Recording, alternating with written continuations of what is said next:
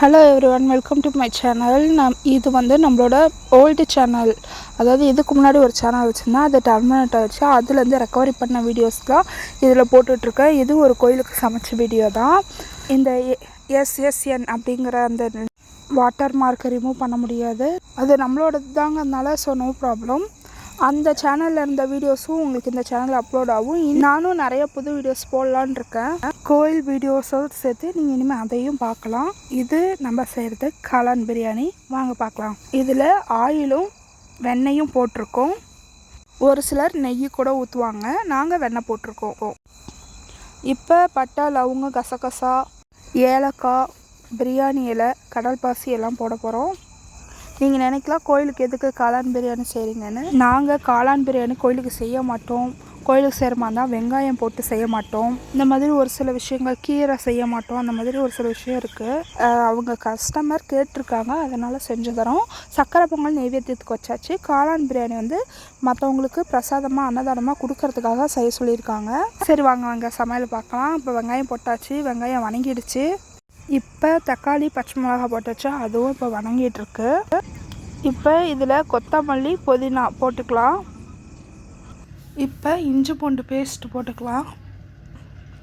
நல்லா வணங்கட்டும். வணங்கிட்டு எண்ணெய் பிரிஞ்சு வரட்டும். இப்போ தயிர் ஊற்றிக்கலாம். இதில் பட்டை, லவங்கம், தக்காளி அரைச்சி இருக்கும், இதை இதில் ஊற்றிக்கலாம். இதில் வந்து தேவையான அளவுக்கு வீட்டு மிளகாய்த்தூள், உப்பு, மஞ்சத்தூள் போடணும். நான் அதை எடுக்காமல் விட்டுட்டேன். இப்போ காளான் போட்டாச்சு. காளான் வணங்கட்டும். நல்லா காளானில் வந்து தண்ணி வரும். ஸோ வெயிட் பண்ணி இருந்துட்டு பார்த்துட்டு அப்புறமேட்டுக்கு வேணுங்கிற அளவுக்கு தண்ணி ஊற்றிக்கலாம். ஒலை கொதிச்சோடனே நம்ம வந்து அரிசியை போட்டுக்கலாம். அப்பப்போ மூடி எடுத்துகிட்டு கிண்டி விட்டுக்கோங்க, ஏன்னா அடி பிடிச்சிடக்கூடாது. அதனால் பார்த்துக்கிட்டே இருக்கட்டும்.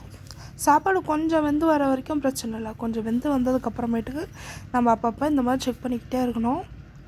சாப்பாடு நல்லா வெந்துருச்சு. இப்போ நம்ம தம் வச்சுக்கலாம்.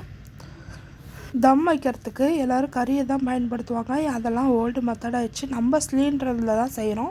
ஸோ சிலிண்டரில் செய்யும் போது என்ன பண்ணணும்னா, தண்ணி கொதிக்க வச்சு அதை தான் தம்முக்கு பயன்படுத்தணும். அடியில் வந்து அந்த அடுப்பை விட்டு அவ்வளோ சீக்கிரத்தில் இறக்கிடாதீங்க, ஏன்னா கீழே வந்து அதோட ஹீட்னஸும் இருக்கும், மேலே வந்து இந்த தண்ணி ஊற்றுறோம் இல்லைங்களா, அதோட சூடும் இருக்கும்.